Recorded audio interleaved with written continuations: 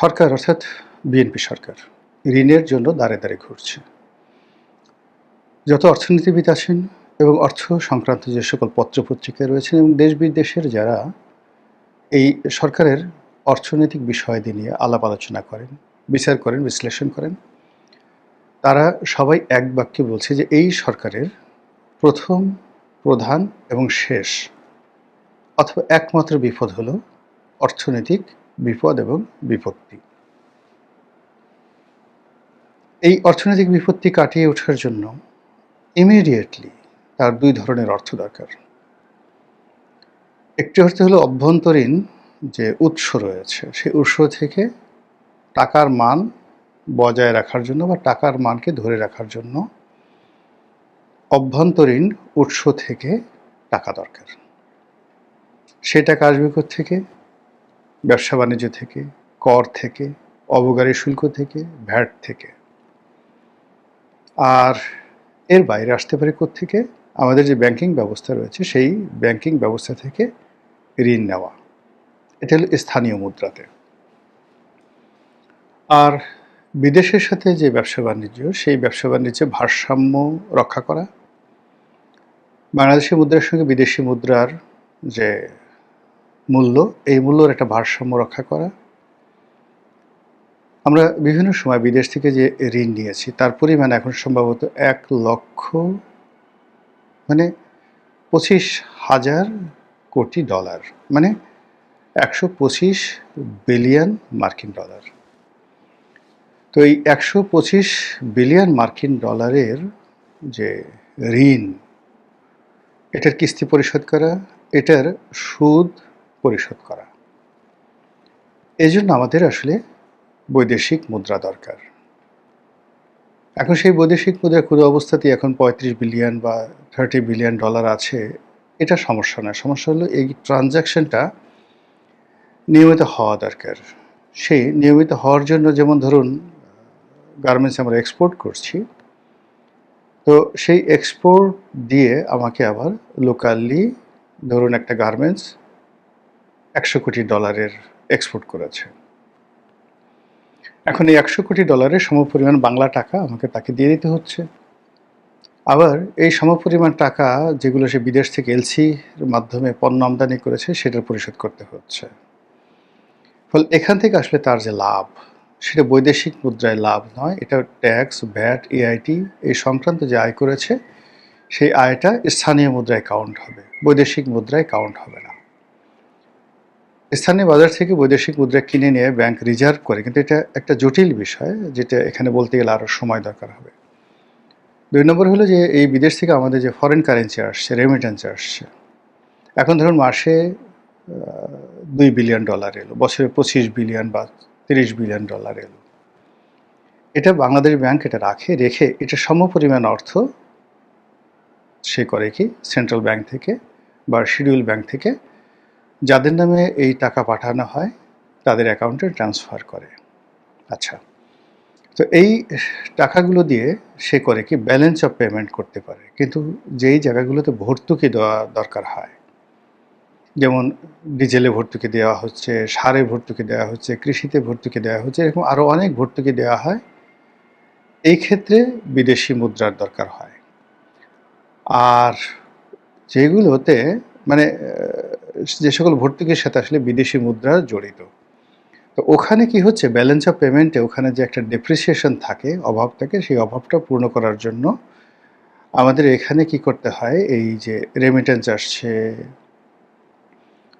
এক্সপোর্টের যে যাকে বলা হয় আমাদের লাভ হচ্ছে, তারপর বিদেশ থেকে যে লোন পাচ্ছি, এগুলোর মাধ্যমে একটা ফান্ড তৈরি করতে হয়, যে ফান্ড দিয়ে মূলত আমাদের এই যে ব্যালেন্স অফ পেমেন্ট বিদেশি মুদ্রা থেকে স্থানীয় মুদ্রা আর বিদেশি মুদ্রায় যে সকল পণ্য এবং সেবাতে আমাদের ভর্তুকি দিতে হচ্ছে, সেইগুলোতে ব্যালেন্স অফ পেমেন্ট করতে হয়।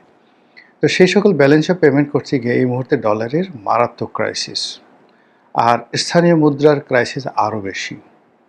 এখন সরকার এই পরিস্থিতি সামাল দেওয়ার জন্য যদি ঘন ঘন মুদ্রা ছাপায়, টাকার মূল্য এমন পর্যায়ে চলে আসবে যে ১ কেজি চালের জন্য হয়তো আপনাকে 1 কেজি টাকা দেওয়া লাগতে পারে। এরকম বহু ঘটনা, জার্মানিতে এই ঘটনা ঘটেছে। প্রথম মহাযুদ্ধের পরে জার্মানির মুদ্রা, এটার মূল্য এমন পর্যায়ে কমে গেল যে পণ্যের বিনিময়ে ওজন করে টাকা দেওয়া হতো। এরকম একটা অবস্থা তৈরি হয়েছিল। সেই অবস্থা কিন্তু এখন বাংলাদেশে যে হবে না, একথা বলা যাচ্ছে না।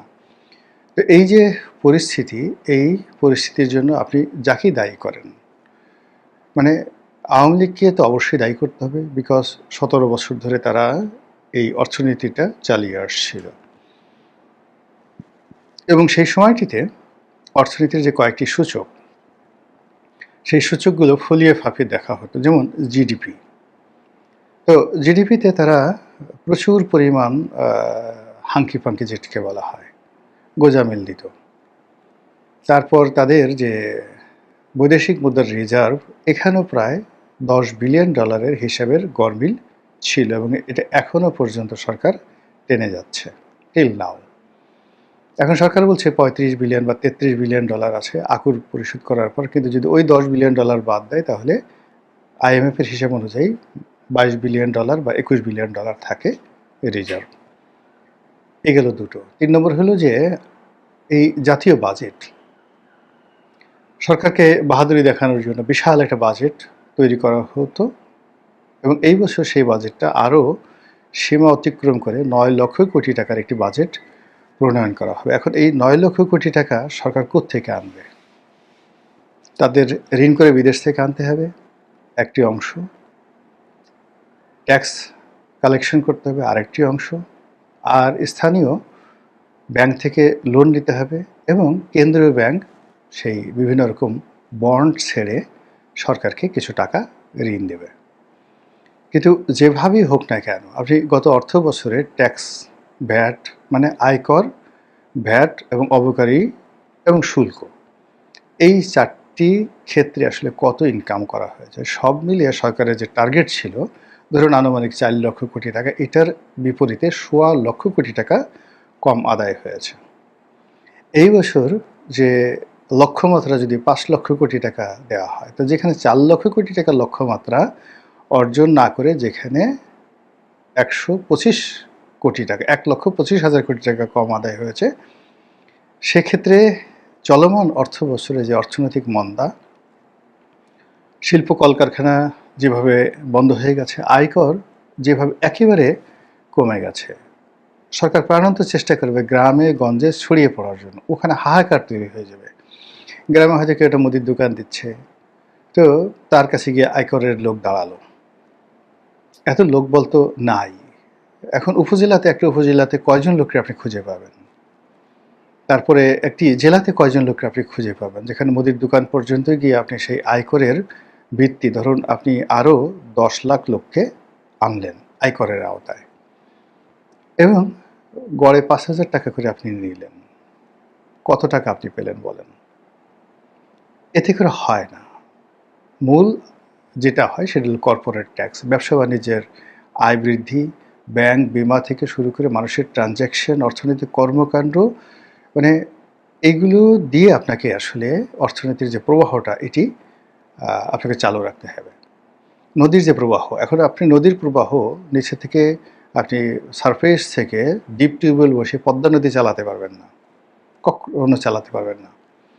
এটার একটা সার্কেল আছে, আকাশ থেকে বৃষ্টি পড়ে, ভূগর্ভস্থ পানির একটা স্বাভাবিকতা থাকে, সাগর থেকে সেই জোয়ারের সময় পানি আসে, আবার ভাটার সময় সেখান থেকে চলে যায়, উজান থেকে সেই ঢলের পানি নেমে আসে, মানে গঙ্গোত্রী হিমবাহ থেকে, কৈলাস টিলা থেকে যে প্রবাহ, এইগুলোর একটা সার্কেল আছে। সেই সার্কেলের সঙ্গে জলীয় বাষ্প সব মিলিয়ে পদ্মা, মেঘনা, যমুনা, ব্রহ্মপুত্র, এইসব বড় বড় নদীর প্রবাহ ঠিক থাকে। কিন্তু আপনি যদি একটা পুকুর, ছোট্ট একটা পুকুর, সেটি বৃষ্টি পানিতে ভরতে চান, ইটস ওকে, বা ছোট্ট একটা পুকুর বা সুইমিং পুল আপনি সারফেসের পানিতে ভরতে চান, সেটা ওকে। তো একটা রাষ্ট্রের যে টোটাল অর্থনৈতিক যে প্রবাহ, এই অর্থনৈতিক প্রবাহ অনেকটা প্রাকৃতিক যে নদীর প্রবাহ বা সমুদ্রের যে প্রবাহ, ঠিক ওই রকম অর্থনীতিটা। সবগুলো সূচক যদি স্বাভাবিক না থাকে তাহলে একটা অর্থনীতি ভালো চলে না। তো এই মুহূর্তে সরকারের জন্য একটা সিঙ্গেল অর্থনীতির যে সূচক তাদের ফেভারে নেই, বরং সবগুলো বুমেরাং উল্টো হয়ে গেছে। এই পরিস্থিতি যখন কেউ সামাল দিতে চায়,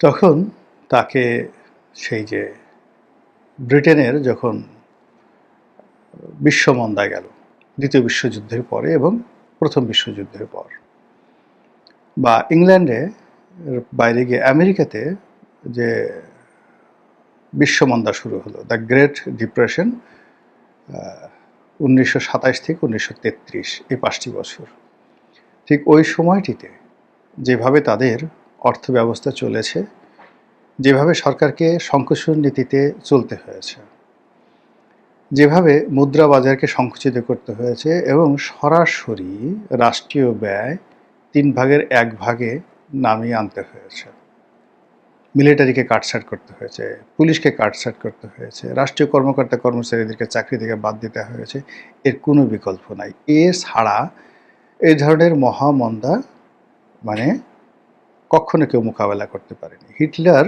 শুধু করেছিল যুদ্ধ বাঁধিয়ে দিয়ে।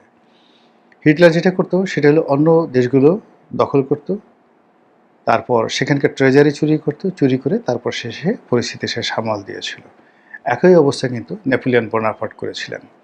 অর্থাৎ একটা দেউলিয়া রাষ্ট্র ফ্রান্স রেভলিউশনের পরে প্রায় 12 বছর এটা কন্টিনিউয়াসলি দেউলিয়া হতে থাকলো। এই অবস্থায় নেপোলিয়ন যখন ক্ষমতা এলেন, তিনি দেখলেন যে কোনো অবস্থাতেই তিনিও ক্ষমতা থাকতে পারবেন না এবং কোনো অবস্থাতেই তার যে রাষ্ট্রীয় কোষাগার এটি পূর্ণ করতে পারবে না, কাউকে বেতন দিতে পারবেন না এবং তাকে ক্ষমতা ছেড়ে যেতে হবে। এই জন্য তিনি যে কাজটি করলেন, তিনি যুদ্ধ বাঁধিয়ে দিলেন এবং সে একটার পর একটা যুদ্ধ, এবং সেই যুদ্ধ বাঁধিয়ে বিভিন্ন দেশ থেকে সে টাকা লুট করে তারপর ফ্রান্সের অর্থনীতি তিনি ঠিক করলেন। এই যে ট্রাম্প ইরানের সাথে যে যুদ্ধ বাঁধালো, ভেনেজুয়েলার সাথে যুদ্ধ বাঁধালো, এর কারণ হলো ট্রাম্পেরও একই অবস্থা। এখন আমেরিকাতে মানে সেখানে মূল্যস্ফীতি, মুদ্রাস্ফীতি এমন একটা পর্যায়ে পৌঁছে গেছে, রাষ্ট্রীয় ঋণ এমন একটা পর্যায়ে পৌঁছে গেছে যে এটি আর ট্রাম্প সামাল দিতে পারছে না। ফলে যে কোনোভাবে তাকে ডাকাতি করে হোক কিংবা ছিনতাই করে হোক, রাহাজানি করে হোক, রাষ্ট্র চালাতে হবে। এই কারণে সে একেবারে ইরানের সাথে যে যুদ্ধটা বাঁধিয়ে দিল এবং এই যুদ্ধে সে জয়লাভ না করার কারণে তার পরিস্থিতি আরও খারাপ হয়েছে। এখন আমরা কি যুদ্ধ করতে পারবো? কক্ষণই পারবো না, আমাদের সে সামর্থ্য নেই। আমরা কার সাথে যুদ্ধ করব? 2 নম্বর হলো, আমরা কি খুব বেশি ঋণ করব? বা আমরা কি সেই যে ইংল্যান্ডের সেই বিখ্যাত অর্থমন্ত্রী, আমার এই মুহূর্তে নামটা মনে আসছে না, বিখ্যাত অর্থনীতি মানে যাকে বলে অর্থনীতিবিদ এবং অর্থমন্ত্রী, যার সঙ্গে উইনস্টন চার্চিলের খুব গণ্ডগোল হতো, খুব বিখ্যাত, পরে তিনিও প্রধানমন্ত্রী হয়েছিলেন। তো সেই ভদ্রলোক যেভাবে ইংল্যান্ডকে নিয়ে এসেছিলেন সেখানে, অথবা সেই মার্কিন প্রেসিডেন্ট, সেই দুইজন যে মার্কিন প্রেসিডেন্ট, খুবই রোগাসোগা একজন মার্কিন প্রেসিডেন্ট, তার নাম ওই মুহূর্তে আমার মনে আসছে না, আপনারা ইতিহাস থেকে দেখে নেবেন গুগল থেকে, 1925 সাল থেকে 1933 সন পর্যন্ত। এরপরেও তিনি হয়েছিলেন, এই প্রবলেমটা তিনি সলভ করেছিলেন, সেই গ্রেট মহামন্দা। তো ওইরকম যদি আপনার রাজনৈতিক জ্ঞান না থাকে, নেতৃত্বের গুণাবলী না থাকে, এবং আপনি যদি খুব সাহসী না হন এবং নিজে একেবারে জাহান্নাম জান্নাতের মাঝামাঝি, আমি যে কোনো সময় পড়ে যেতে পারি, এরকম একটা যদি দৃঢ়তা না থাকে, আপনি কখনো এই অবস্থা মোকাবেলা করতে পারবেন না। তো এই যে কারণে সরকারের যে এই যে বর্তমানে একটা সময় যাচ্ছে, সে ঋণের জন্য IMF-এর কাছে যাচ্ছে, ঋণের জন্য বিশ্বের অন্যান্য সংস্থার কাছে যাচ্ছে, সে আমেরিকাকে তোয়াজ করছে, ভারতকে খেপাতে চাচ্ছে না, চীনের সাহায্য চাচ্ছে, কিন্তু এখনও পর্যন্ত গত 2 মাসে কোনো একটা জায়গাতে একটা সিঙ্গেল, যাকে বলা হয়, সরকারের জন্য এমন কোনো সুসংবাদ আসেনি যে সুসংবাদের ভিত্তিতে সরকার একেবারে চোখ বুজে সময় পার করতে পারে। আমরা সুখে থাকতে চাই, শান্তিতে থাকতে চাই, আমাদের দেশটা ভালো চলুক। যারা অন্যায় করেছেন তাদের সমালোচনা করে আল্লাহ তাদেরকে হেদায়েত দান করুন। আর এখন আমরা আয় বুঝে ব্যয় করব যার যার অবস্থান থেকে।